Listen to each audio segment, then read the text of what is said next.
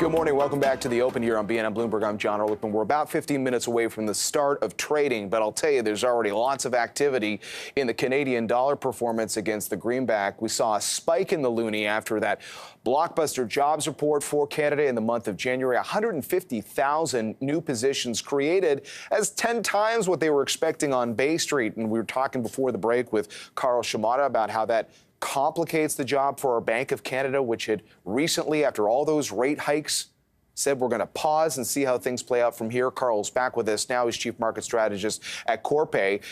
Let's talk a little bit about the currency story. It's just been impossible for investors in stocks to ignore currencies, particularly because of what happened with the U.S. dollar last year. That's right. The huge move in the dollar, that sort of steamroller rise, that destroyed virtually every other currency on the planet. And we've seen a pretty profound correction in that in the last 6 months. Well, really since early October, right? And that has shifted dynamics in markets elsewhere. That has helped to lift equities, right? That sort of loosening in financial conditions that's happened. This is a really important point. The U.S. dollar pullback was almost like a risk on development, because you then saw a lot of those tech stocks rising. That's right. Yeah. If you look at the correlations on the Canadian dollar these days, they're much more tightly correlated with what happens in equity markets in the U.S., right? Interesting. So, financial conditions in the U.S. are what is driving Canadian markets to a very large extent.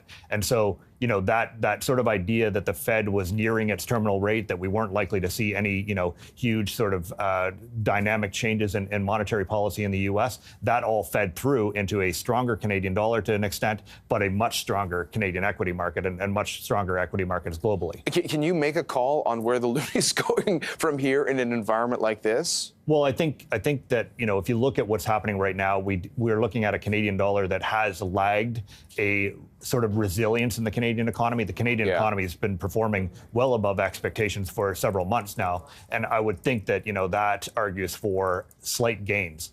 But longer term, that interest rate sensitivity in the Canadian economy that all the central bankers are talking about, that all the economists are worried about, that is still real. That is still a concern that we're all looking at. And I think, that argues for depreciation later this year and a slowdown in the economy overall. Just want to further connect the dots on a very busy Friday morning, because we've also been watching oil. And a lot of times when we're talking about the Canadian dollar, we think about what's happening with WTI. And I guess one of the headlines today that got a lot of people's attention was Russia indicating it plans to cut its production by about 500,000 barrels a day starting in March. It is a partner in OPEC Plus. We have to remind our audience that too. Yes, and clearly this was negotiated behind the scenes with the rest of OPEC. They've clearly given a heads up to other members. But, I think the big worry here isn't that sort of immediate marginal impact on global supply.